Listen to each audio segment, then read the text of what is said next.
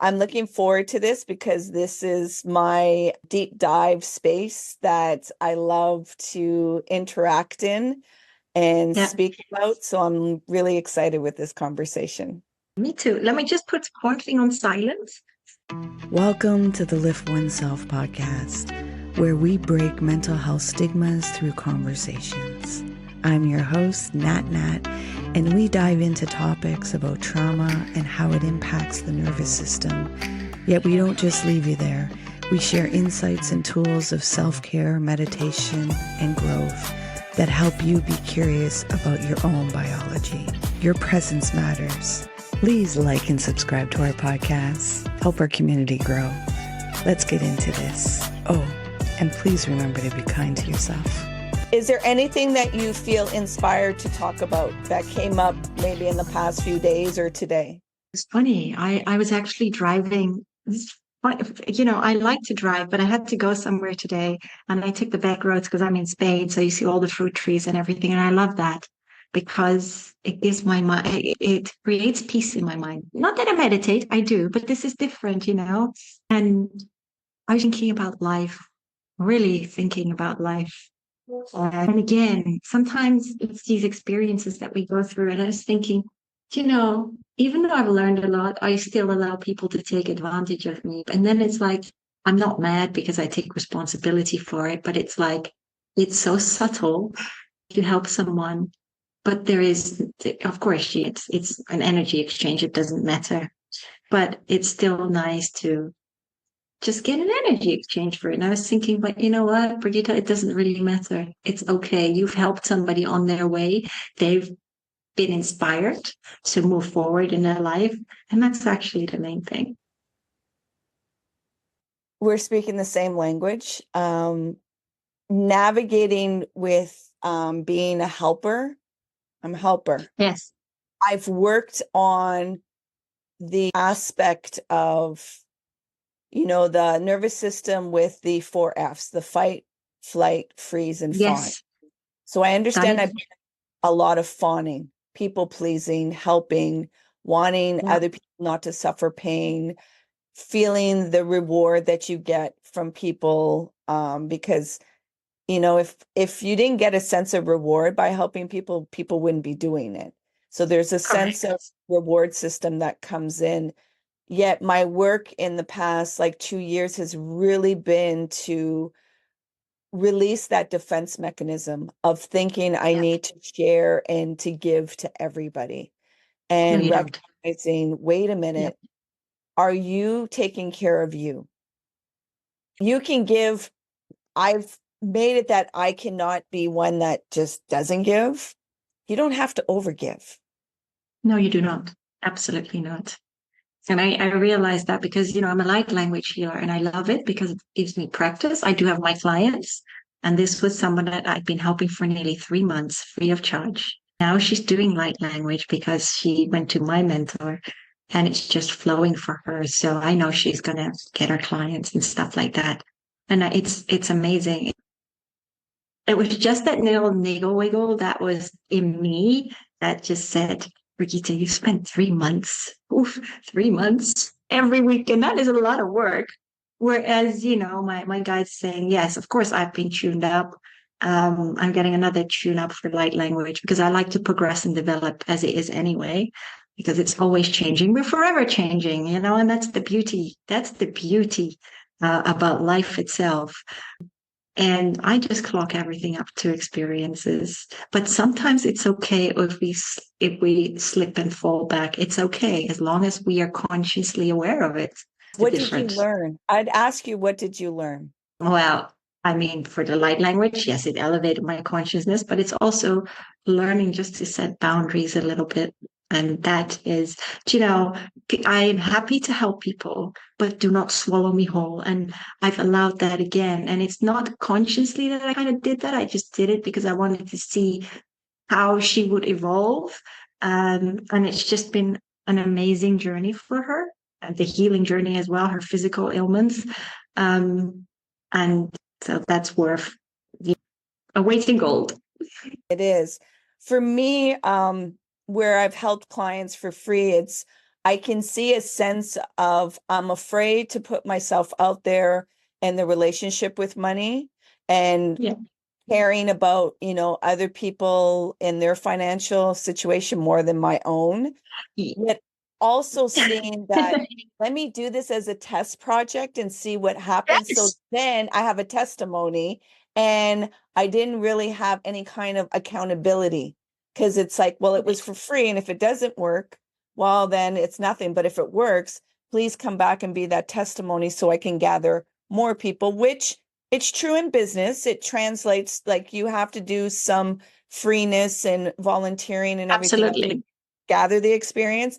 Yet at a certain point, you have to honor the gift that you have Yes. and not look for that validation. Absolutely. And I've put my prices up and they're going to stay that way. Just because we're healers, everything's an energy exchange. Yeah. We still live in this world where we have to, you know, uh, pay to make our way, so to speak. We have to pay our bills, right? That's just the way it is. And just because we do this kind of work doesn't mean we have to do it all for free. I think spirituality and some of this language in the healing space really distorts, especially if you're empathic and you want to give so much, then you kind of create an identity of, I don't want to take from people. I don't want to take advantage. And it's Yeah, like, you do. Absolutely. Absolutely, you do. And that's exactly what you vibe out. So when you vibe that out, you pull that right back in. And it was just something that I was just thinking about so much today. And it's just a life lesson, yeah. that it's okay to help people, but only to a certain extent. And just because you love them, it doesn't matter. It doesn't matter, only to a certain extent. Well, I would say you love them, yet you also have to put your love in front of them. Hmm. It's an end in both. Absolutely. Absolutely. We have this, we're so conditioned to see black and white, and that Yes. two things can't coexist. Yep. Like if I love Right. you, I have to put myself in the background, or I have to put something else where it's like, no, like you can have both existing and recognize where the value is. Like they both have Yes. value, yet we Absolutely. can tend to turn off a certain emotion or feeling so that we can feel that we can go present, because the two just conflict with each other too much, and they don't know how to coexist with each other. Yep. Does that make sense? Yes, it does. Absolutely. Absolutely. Do you know what I do now, though? I am following somebody, Jeffrey Allen, on Mind Valley, and I don't care for the guy that runs it, but the grounding exercises, I'm telling you, how to harness your spiritual energy. It's so powerful, so simple, yet so profound. It's just like, oh my gosh, to quieten your mind. I just pop a couch right behind my eyes and I just sit there and then I ground myself, and you envision the roots going down all the way to the core of the earth and then it comes back up. And then you just expand your energy and you're so present in your body. It's unreal. That's the main thing of healing, is coming back to home, coming back in your body. Yeah. Yes, it is. A lot of us are in our head, Mm-hmm. and it's where, if you want to be connected with intuition, with energy, it requires you to come back into the body, Yep. um, and Yes. understand your nervous system, understand what Yes. the biology, and honor your uniqueness. It's Yes. very difficult not to get into the comparison trap and compare your abilities or your strengths to somebody else and have those wants and desires, where it's like, are you honoring where you are right now and Yeah. allowing that to amplify in abundance? And yet we're indoctrinated and we're told Mhm. that we're not good enough and to do Sure. better and to be better Yeah. and yada yada. And then you start running, not appreciating what you do have. And when you scorn the body, Yes. that creates a disconnection in communication. Absolutely. Not only that, but you're like a hijacker or a robber on on the Meridian Highway within your body. I call it that, like a carjacker. Exactly. exactly.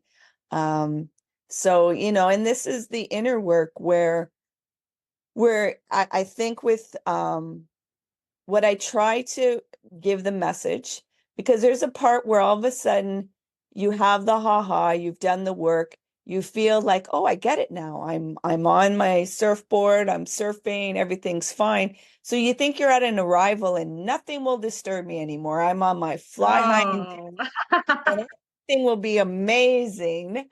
And it's like, oh, no. and then boom, life hits you and you're like, and it's like, well, you're learning this to be able to navigate. There's no arrival. I know you would like it. I would like it too. Yet No, there isn't. life is impermanent and it's going to hit you with different things. And your nervous system, what you want is a healthy nervous system that can ride the waves, not, Absolutely. and it's like brakes. You don't want to always be on the brake and you don't always want to be on the gas pedal. You No, need to pivot between the two, or else you can't no. experience. I call that going from station to station. I feel for some people when they're looking, and I've been there, looking Yeah, for all answer, that pill that will just make it all the time. And it's like, that's not being human. And you came to experience a human I experience. agree. I agree. Yes. But you need those I tools. always say, yeah, do you know what I say about human? I always say, you split the words up, which I'm sure you know. You've got you and then you is color or light, light. We're light men wandering the earth, trying to understand and navigate life through our experiences and returning to that love for ourselves and each other. Exactly, exactly. Well, some of this is we've already gotten into the conversation. Yet I want to welcome you onto the podcast. It's a delight to be able to talk to somebody openly and to dive deep and share ideas and experiences. So I'm looking forward to what further we are going to dive into in this conversation. So welcome, Brigida. Oh, thank you so much for having me, Nat. Yeah, we were already having an interesting conversation. Yeah. Will you join me in a meditation so that we can ground and sync our hearts together? Absolutely. And for the listeners, there's many of you that listen to a podcast in a car or running or doing activities. I'll ask you to not do the visual prompt I'm stating. I want you to keep your eyes open so you can keep yourself safe and other people safe. Yet the other prompts you're able to follow through and do with whatever activities you're doing. So, Brigitte, I'll ask you to close your eyes. And you're going to begin breathing in and out through your nose. And you're going to bring your awareness to watching your breath go in and out. You're not going to try and control your breath. You're just going to observe it. There may be sensations or feelings that are coming up in the body, or you may be becoming aware of the pattern of your breath. All is safe to feel, to witness, and to release. Keep your awareness on your breath. Surrender the need to control. Release the need to resist and just be. Be with your breath. Drop into your body. Stay with your breath.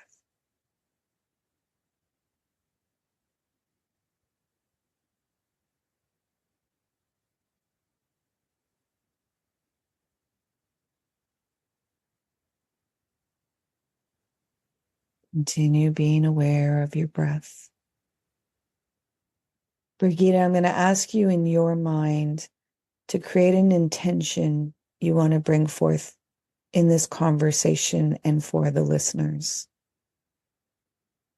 And when you've created that intention, I'll ask you to release it into your thought, your mind, allowing it to drop into your nervous system, down into your throat, your voice, down into your heart, down into your stomach, into your life force, while still staying with your breath, allowing that intention to radiate out, surrounding you in your energy force, while still staying with your breath.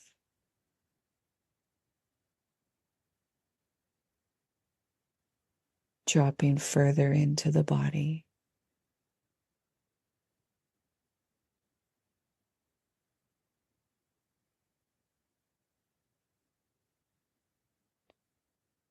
While still staying with your breath, I'll ask you at your own time and at your own pace, you're going to gently open your eyes while staying with your breath. How's your heart doing? Good. Can you let the listeners know who Brigida is? Yeah, I can. Ooh, let me just, it was a good meditation. Thank you for that. Take your time. Yeah. So, well, who am I? As Saint Germain always says, I am you as much as you are me. We are all a part of each other. But as an individual, walking my journey here on earth, I'm a jack of all trades, but I'm also a soul empowerment coach, a divine channel, and a light language healer. So some of my listeners may not understand that language. Some of them will, yet some of them won't. So for the ones that don't, can you educate them what those titles mean? Yeah, so a light language healer is someone that's, well, light language, first of all, is the cosmic language of love. You're not going to understand it on a conscious level, and you don't need to understand it. Your mind doesn't need to understand it, but your soul will absorb these healing codes just beautifully. And it's an ancient form of healing, but it's so beautiful. And it's different to like spiritual healing because it's, yeah, like I said, the codes that come through from many of the light beings, it will pertain to that soul that's right in front of me. What does a soul empowerment coach look like? Soul empowerment coach, yes, it's actually in the wording. It's all about empowering ourselves back to the grid of who we most wholesomely are. We often give our power away, and we don't always do that consciously. But then we shift the blame to others and we point the fingers at others. And it's really taking back our power and taking back control of our life and our soul's mission. And our soul's mission, that's a funny one because people will always ask me, what's my soul's mission? Well, that's what you came here to figure out. And the only way that you're going to figure that out is by doing the healing work. And for so long, I've said, I mean, many years ago, I said, when I did so much healing work, oh, I've got no more shadow sides. I'm healed. I'm healed. And the universe is going, really, Brigitte? Because that is not the case. We are constantly evolving. And that's the beauty of life because life's just an experiment to experience in all its flavors. So that's a soul empowerment coach. And divine channel is I channel many of the light beings, the ascended masters, the archangels, many of the gods, goddesses. These to me are just labels because we're all light anyway. And it makes it easier for people to discern them when I convey the messages. And I just call myself a bike courier because I'm Dutch anyway. So whoever has a message to convey, I just jot it down. I write it down. And I love doing it. I really enjoy inspiring and empowering other people to live a life far more fulfilled than where they're at in this point in time. How did you get here?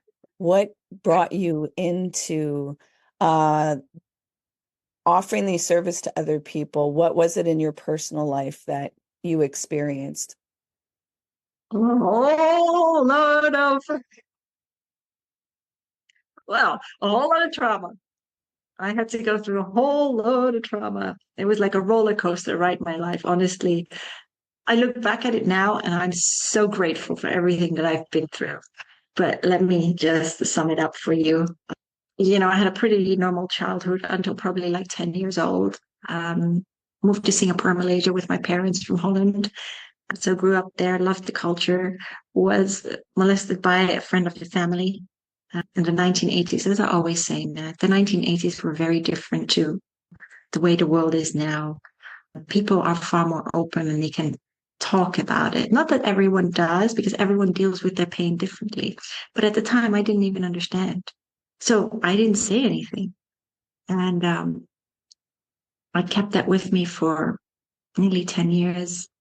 But when I was 14, my dad passed away from coronary heart disease. We just returned from Malaysia to Holland, rode on his bike, and took a last breath, and that was it. He was gone, and he knew it. He knew it because he didn't take his medication. Could you call it a form of suicide? Yeah, probably. He was tired. He walked out of life, and I was bullied in high school because I'm 5'11". I'm very skinny, and I had an immense fear for boys, and people would copy my homework, and it was. I look back at it now, and bullying goes on a lot in schools everywhere, and it still does. It still does, and kids suffer from it, and kids don't realize how cruel they can be. So yeah, I do remember going to Belgium for a school trip and through the woods. And one of the kids just grabbed me by my arm and said to the whole class, grabbed it like this. And he's like, look how skinny she is. And that just had such an effect upon me. I also chucked out my lunch, my school lunches, my homemade school lunches. That's how bad it was. And I would sit at the dinner table and eat. But I think throughout my life, for many years, to be honest with you, that was kind of my superpower, not eating, because that was something that I could control. And it was the same for work. You could put me in the desert. I've traveled the world. I mean, I'm 50 in June, and I've traveled more times than my age. I always try to. This is one of the things I think oftentimes I try to seek that happiness without myself. And that's what we do. And when we do that, it's like a butterfly that keeps eluding us because we try and grab it. But everything comes from within. So my mom, she actually put me on a modeling course when I was 16, but yeah, because I was walking around like the Hunchback of Notre Dame because I didn't want to be seen. I just wanted to be invisible. I had zero self-worth. And that didn't help. I mean, I did get, I was the main model for a hairdresser, but that didn't help me because he chopped off my shoulder length hair into a pixie cut and I felt so ugly. I felt so ugly. My goodness. And then I was a late bloomer as it was anyway, but when my stepdad passed away in 2000 from cancer, I helped my mom out every single weekend. I was in London and she was in Buckingham, and I went there every single weekend to help her out because it was tough. And when he crossed over, my mom was leaning on me emotionally, and I needed an outlet. And so I had friends, but they were a little bit in the drug scene. Off I went to the races for like 3 months. Coke, Molly, you name it. I was still functioning, but I suffered from blackouts. And the thing that really shook me to my core is that I had sex and I couldn't even remember it. It was like I was there, but I wasn't there. It was a violation. And that just went too far. And that's another thing that is trauma. And so I carried that with me for a long time. I just potted it up. I traveled. I mean, I've been all over the world, but I also fell into dysfunctional relationships that was going to happen because I was so broken on the inside. I was so traumatized on the inside. That is exactly what I attracted because we attract partners that are triggers, sometimes triggers to us. They're reflections, they're teachers. And I wish people would see it that way rather than becoming bitter. It's like have that gratitude that someone has been in your life to show you the way, to show you these triggers so that you can so that you become aware of them and you can elevate your consciousness and understand more about life. And I needed to learn that because I was really good at people pleasing. Oh my goodness. I was so afraid to tell people how I felt.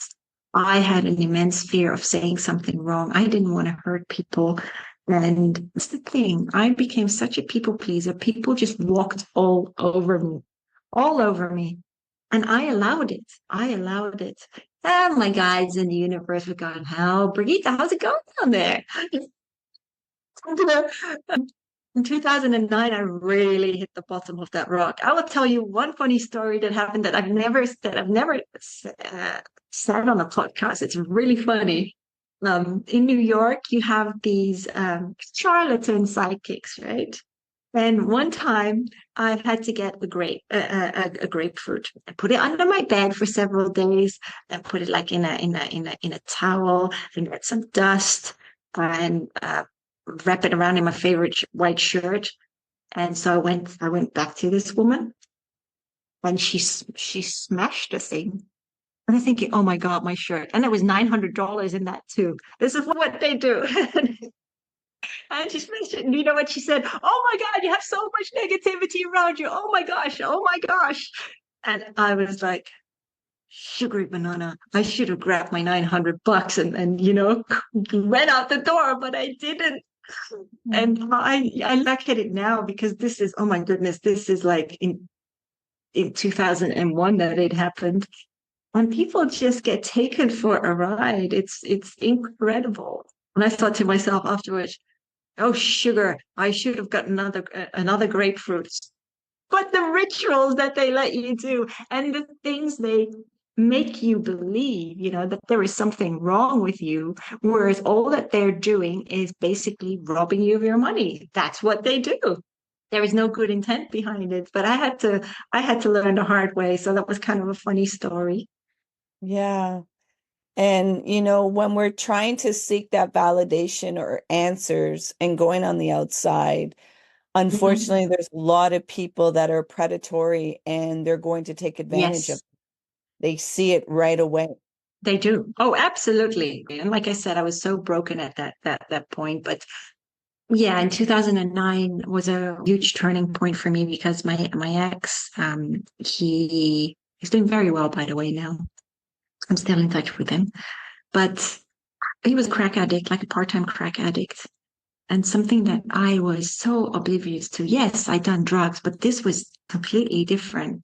Somebody on crack hands, and I paid, you're going to laugh at this now. I paid for his flight from the US to Holland at the time. Yeah, because I had a really good job and I was just like that. But that's not the way life should work. Because I did so much for every person that I was in a relationship with, but also all my interpersonal relationships, going out on a limb for everyone, walking to the ends of the earth until I was scorched to a crisp. Yeah. And because that's what we do. And he did want to get better, but in Holland the clinics didn't take him on because he didn't have a social for Holland. And that was like a bit of a catch-22 situation. And then things just spun out of control. He pawned my stuff and he got in bed with the Dutch Crips and they held him for ransom because he stole from them. And so I had the police out at the time. And my mom took me out of Holland in the space of like 3 days because I was so much in that fight or flight mode. My mind was so shot that I was hardly functioning. And yeah, so I rented an apartment not far from my mom. And I helped the police and they found him and they deported him back to the US. And whilst I was in the UK, the leader of the Crips called me and he's like, if I ever find you, I'm going to kill you. Yeah. And that really shook me to my core.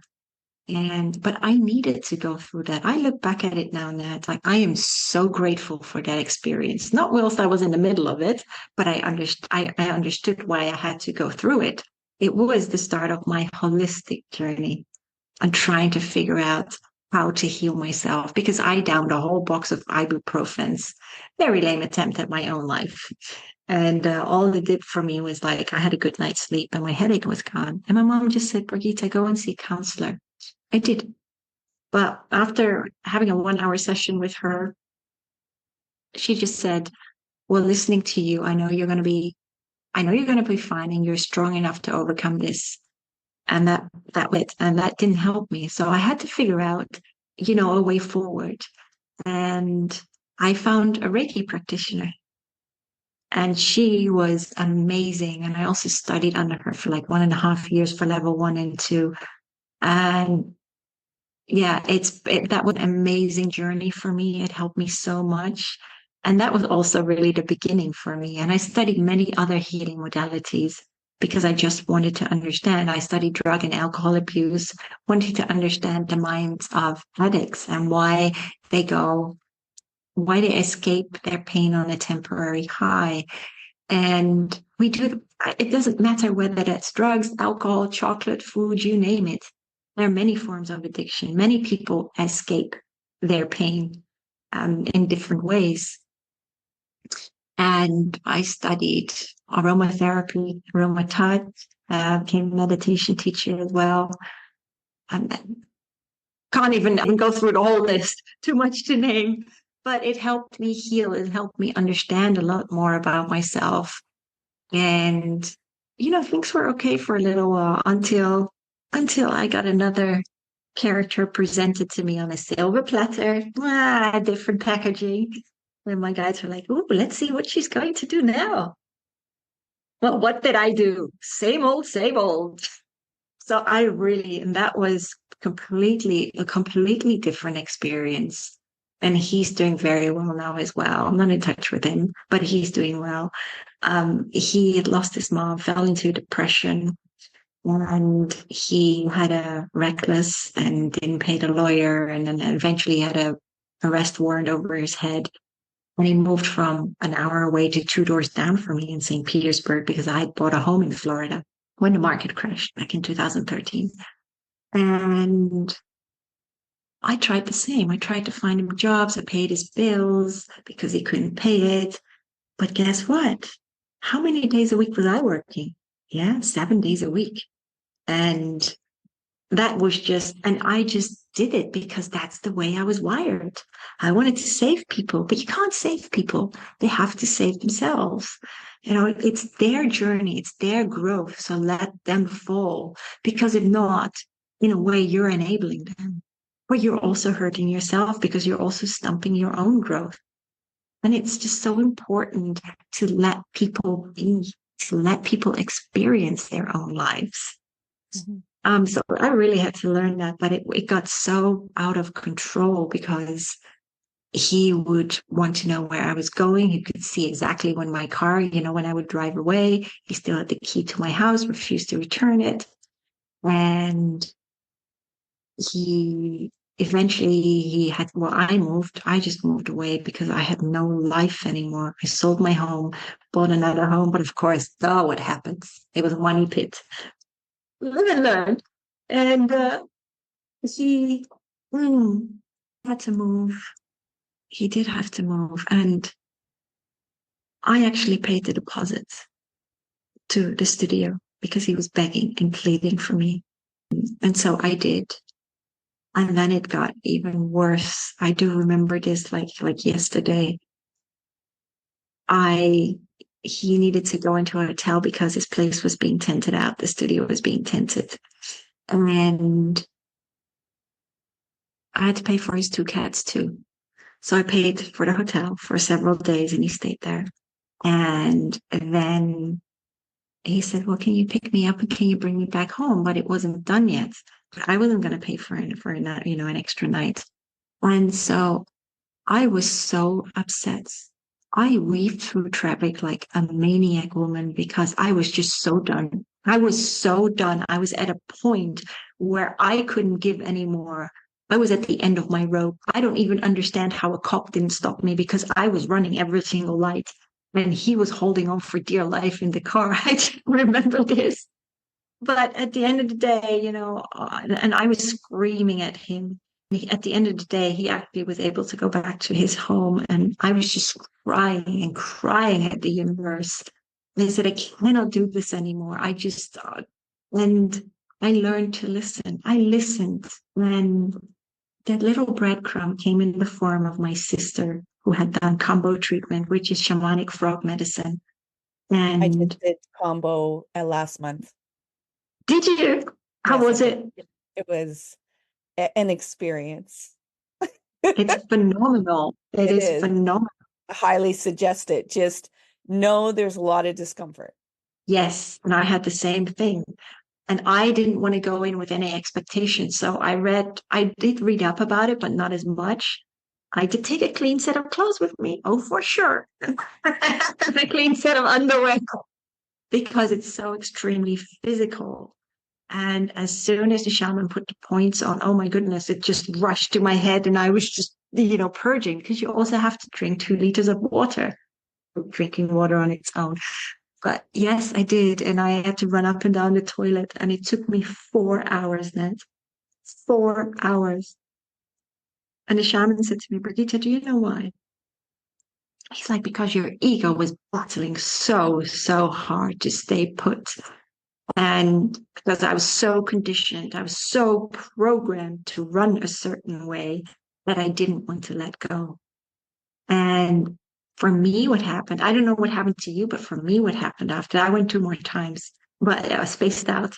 And I was so clear after that. I mean, I couldn't lie down, didn't want the tea. I just wanted to walk, in nature. And when I got home, I had a good night's sleep, but I was so crystal clear.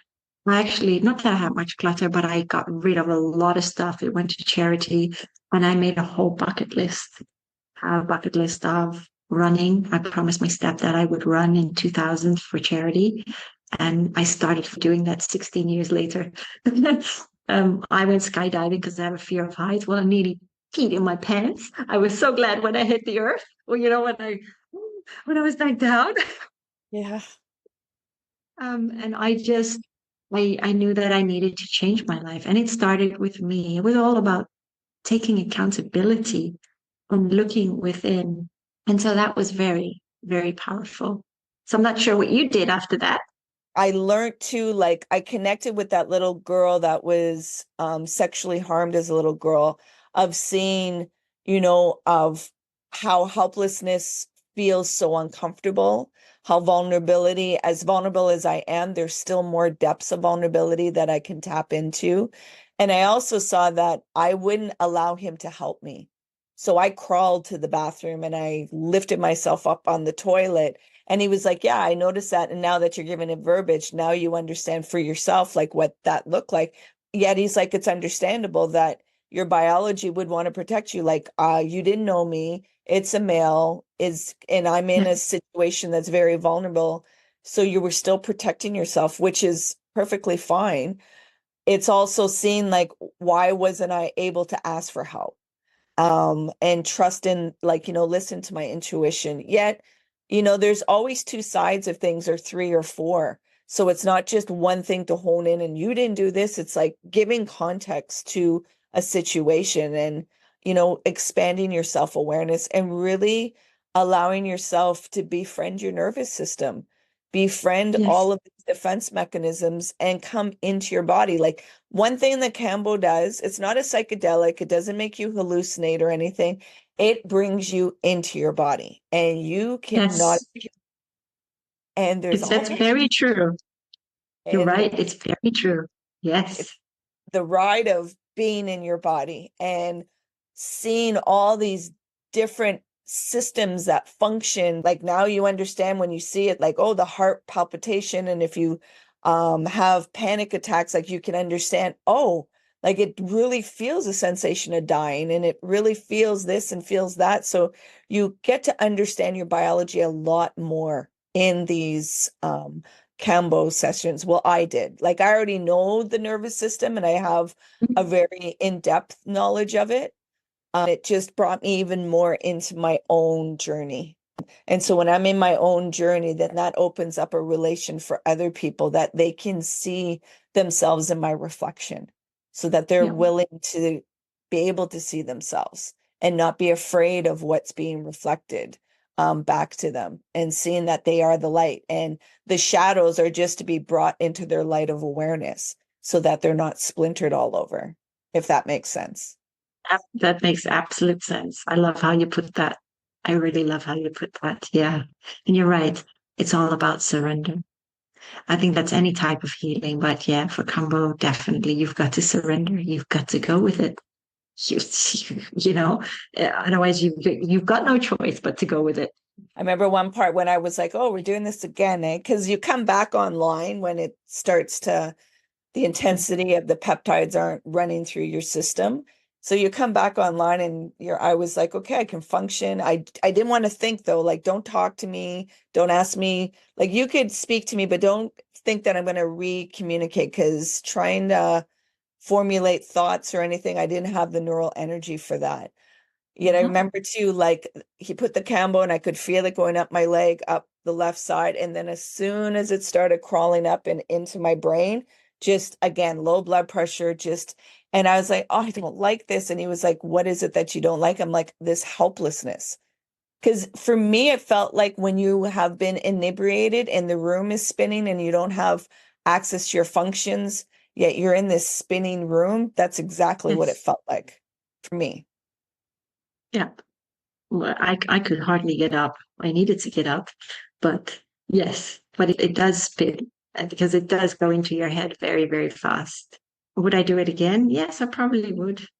I didn't have, I mean, the shaman that I had in Florida was amazing, absolutely amazing. The one that I had in London wasn't very good. But that happens, and that's okay. It's still an experience. Yeah. As I said to him, I was like, and he said, like, not wanting to be helped may be you not being able to receive the masculine energy because you've been in your masculine. So not really surrendering into that female energy, which makes total sense for me.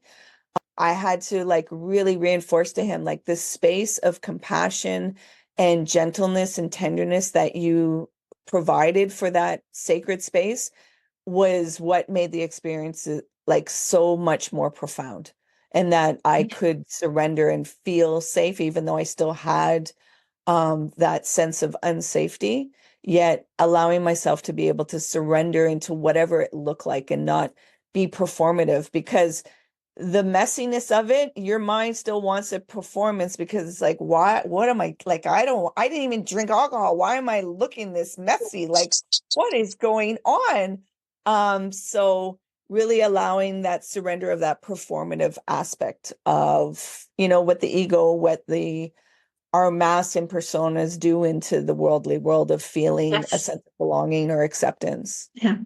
Yeah. You've been so vulnerable with your story, and I know many will be like, wow, like, if she could go through all that and now she's on a part of really accepting herself and offering space for other people, I'm sure there's many that want to know, where can they find you and what does it look like to work with you?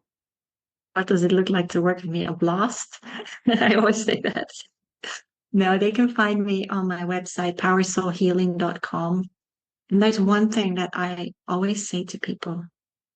I may be a healer, but I'm simply a tool in the toolbox in unlocking your own inner healing potentialities, so to speak. Because we are either our greatest healer, we have the key to healing ourselves, but we also have the red button to nuke ourselves. That can go either way. And so that is always what I say to people. And when it comes to the light language healing, the healing will go wherever it needs to go. It's not like I'm some fairy godmother because I'm healing goes in stages. It's not like, boom, you have one session and it's completely, whatever you're suffering from, it's completely gone. It goes in layers, and what is meant for your soul. Yeah, because I mean, come on, we're here to experience life. We're here to go through the darkness, yeah, the dark night of soul, and to understand life. If I were a fairy godmother, yeah, how would you have people understand life? I can't magically fix you, and I'm not here to fix you. But the light language, and I sometimes what will happen is I will delve into past lives, which people find fascinating, and there will be messages coming through, and I have to be really quick because it's, the light language and then the message coming through. But I am so humbled to be able to do that, and don't think it came overnight for me. It did not. I've had to really, even the channeling that didn't come overnight for me. That took me a while, but I when it came through after a workshop that I'd been to, I was just crying tears of joy. And it was just, you just put your mind aside, and it's just sitting down actually with a pen and paper or notepad and just saying to the universe, I am ready and open to receive. It's actually that simple. And rather than thinking with your mind, just allow for whatever comes through you to flow through you. And that's it. You're the vessel to be able to, or the transmission to be able to Yes, allow the frequency to come through. So no different like a radio transmission, that absolutely. one end to the other end, and just allow that frequency to go out and the message to be to whoever it needs to be. Actually, I had two big significant I did four yesterday, yet I had another podcast where we were speaking about someone's mother that had passed away in 2021 during COVID, and Mhm. her front door opened up. And I was like, and she's like, that has never happened before. So let's not pretend like this isn't real. And I was like, yeah, your mom came to join us in the conversation and give you more reassurance. She's like, oh, yes, I know now. Like, I really know. Yeah, I totally agree. I mean, people that cross over are just in the room next door. They can see us. We cannot always see them. And that's just because of our level of consciousness. We vibrate at a denser level of consciousness. And there's one thing that my guides have said. Actually, they sent Master Saint Germain, who I work with a lot. Um, and he said, when people cross over, often people monocolor their grief. They remain in that grief and they cannot get past it. And yet, when the soul transitions and it reawakens back home, it celebrates its graduation and it wants you to be happy for it.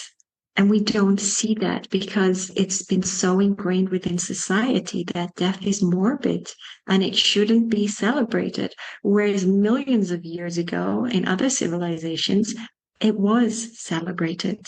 There may have been a period of sadness, even in the Atlantean times, even though they vibrated at a higher level of consciousness. But it wasn't like year in, year out because they understood the cycles of life and death and reincarnation. Like with every death, there's a ripple effect that awakes people, Yes. that becomes aware of, oh, value the time that I have of life, and being connected back into joy of, Yes. living a life fully lived. It doesn't mean that you don't have responsibilities. It doesn't mean that you don't do mundane things or things that you don't want to do. It's having a different perspective of, this is the thing that's supporting my life. So how do Yes. I frame Absolutely. it in a wholeness with a W? Yeah. And that is, I think, that is that crux point where people are being lived rather than living their lives because they go to a job or they work from home. And, I've done it last year, worked nearly 70 hours a week until it was like, Brigitte, what are you doing? This is not your passion. Yeah, but I'm responsible. Yes, but I'm sorry if you get driven over by a bus or hit by a bus tomorrow, they will replace you in the space of 3 weeks. And we don't often realize that, but you need to figure out what's important to you. What makes your heart sing. Yeah.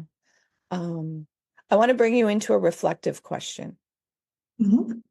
I'd ask you to take your awareness right now and bring it back to your 18-year-old self. And you have 3 words to tell your 18-year-old self to carry you through the journey. What would those 3 words be? Strength, love, and freedom. Beautiful.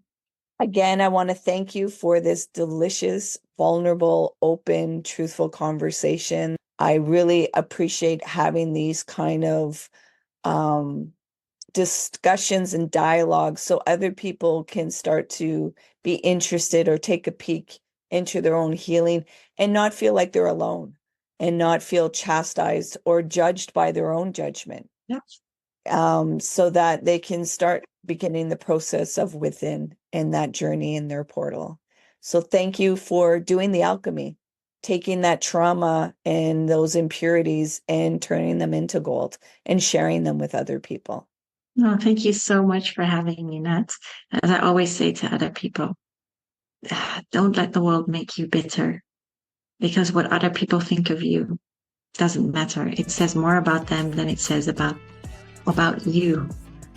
Do what works for you and do what makes you come alive, and walk your healing journey, and just reach out to someone.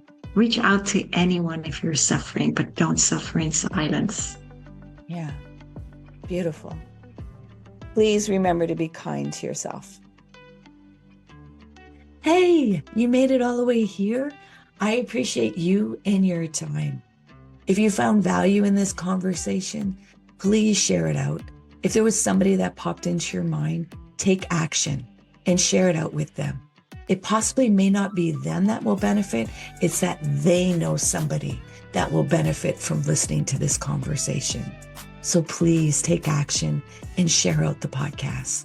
You can find us on social media, on Facebook, Instagram, and TikTok under Lifet Oneself.